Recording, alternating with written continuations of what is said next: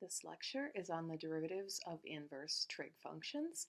So if you'll recall from the last lecture, we have the inverse function theorem, which says that the derivative, we're assuming here that f inverse of x is equal to g of x, that the derivative of g is equal to 1 over the derivative of f with g inside of it.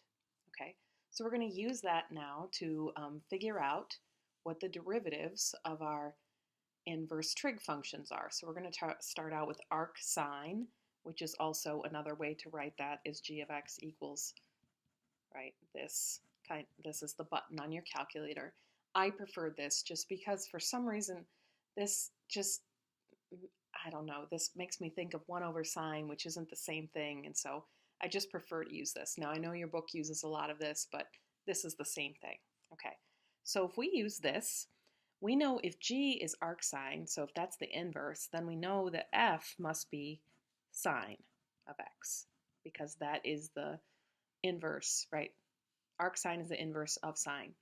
So we can use this. That means g prime of x is equal to 1 over f prime of g of x.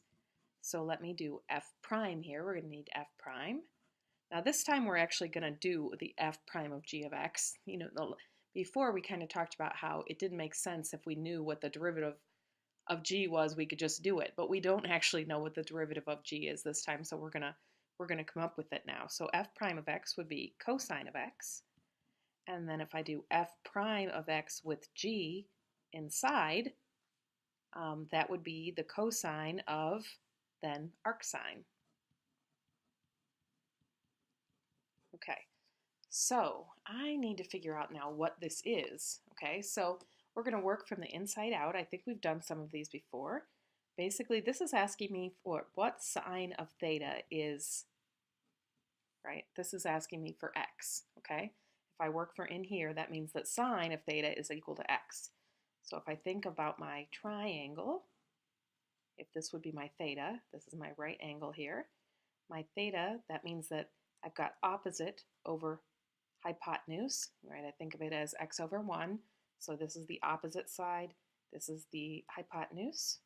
And then I need the cosine, so of course I need the adjacent side over here, right? So we want it in terms of, I'm just going to call this side over here y, and we're going to solve for y then. So I have x squared plus y squared equals 1.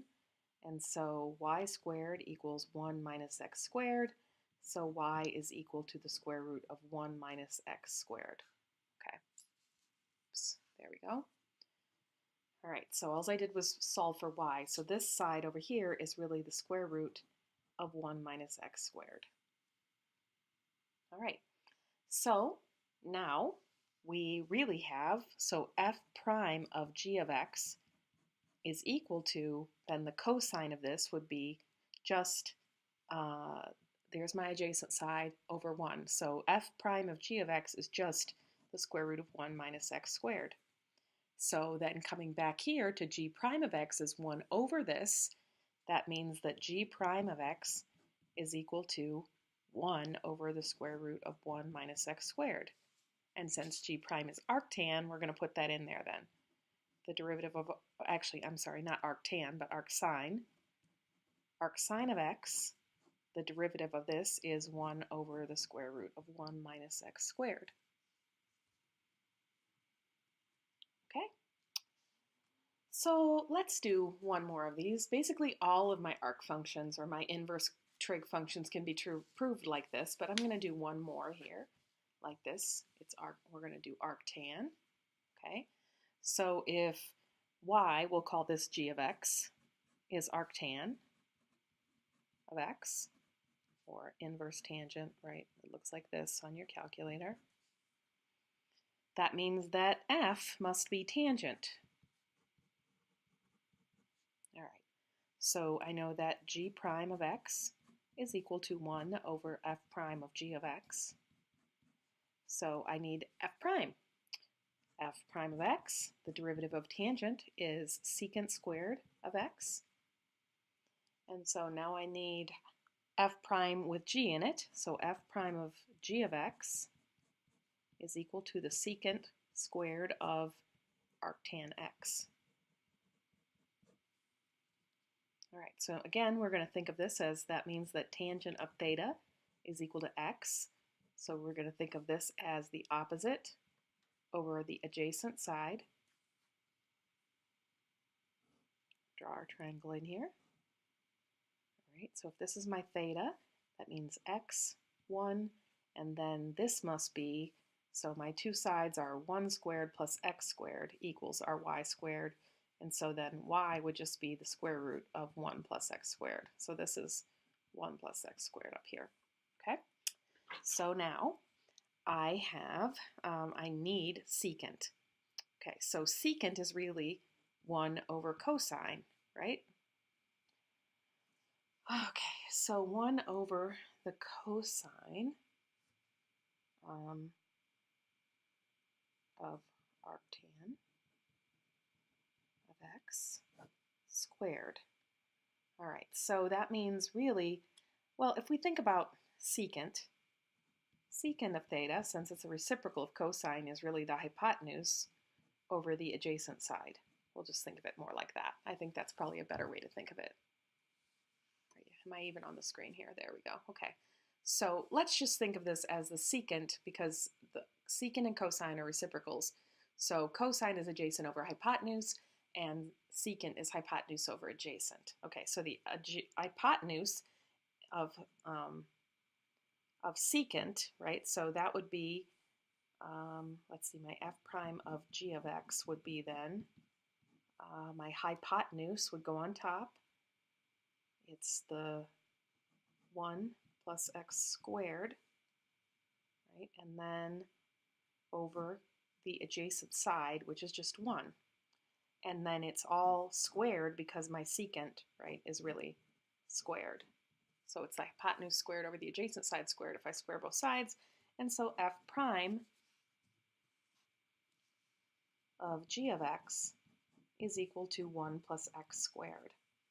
Okay, so now this is now my denominator, right? Because really my g prime of x is equal to 1 over this, okay? So that means that my, essentially I'll write it like this, the derivative of arctan then is equal to, I'm using this, so it's 1 over what we just found, which was 1 plus x squared. So this is the derivative of arctan and how we find it. So here are the rest of the derivatives, right? We proved arcsine, which is 1 over the square root of 1 minus x squared, and we proved that arctan was 1 over 1 plus x squared. And then arccos, it's almost the same as arcsine, it's just negative. Again, we stay with our same derivative of anything kind of that starts with a c is still negative. And then arccotangent is the negative version of tangent. Arcsecant and arccosecant then are these, okay? Now, primarily, I'm okay with you just knowing these, right? Basically, the arcsine, arccos, and arctan, okay? All right, so let's use them in an example. Okay, so we have the h of x is arcsine of 4x to the 5th, and we want to find h prime of x, okay? So we come back to our arcsine here, right? We know that the derivative of arcsine of x is 1 over the square root of 1 minus x squared. Okay, so I think it's a little bit easier when we do these to kind of define like this inner part. Let's call that g. So g of x is equal to 4x to the 5th. Okay, so h prime of x then will be, I'm going to use this formula basically, it's 1 over the square root of 1 minus, in this case, we don't have x, right? We have this, so we're just going to call it g of x. So we're going to call this part g of x in here. So we have g of x squared, and then of course times g prime of x. Okay, so that means now my h prime of x is equal to, the denominator will be 1 minus this squared, right? So g of x squared is 4x to the 5th squared, which we could call 16x to the 10th if we wanted to. So you can write it like that, or you can write it with parentheses like this. That's fine too. and then we can figure out what g prime of x, right, because here's g, so g prime of x is 20x to the fourth, and since there's nothing else up here except for the 1, so we can just put it on top, right, because if we multiply by it, this would be thought of as 1, so it does go in the numerator.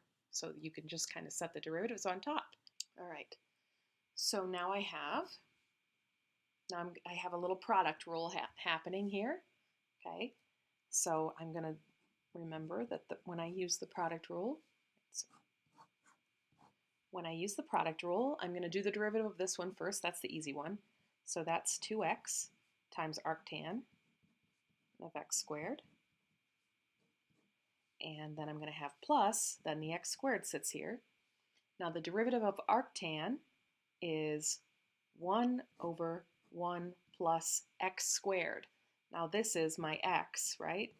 So squared, and then times the derivative of x squared. So that would be 2x. So if I wanted to simplify that part, I would write it as 2x arctan of x squared. That's nice and simple. And then plus, I can multiply all these three things on the top. So x squared times 1 times 2x is actually 2x cubed over 1 plus x to the, now it's to the fourth. And that would be my g prime of x.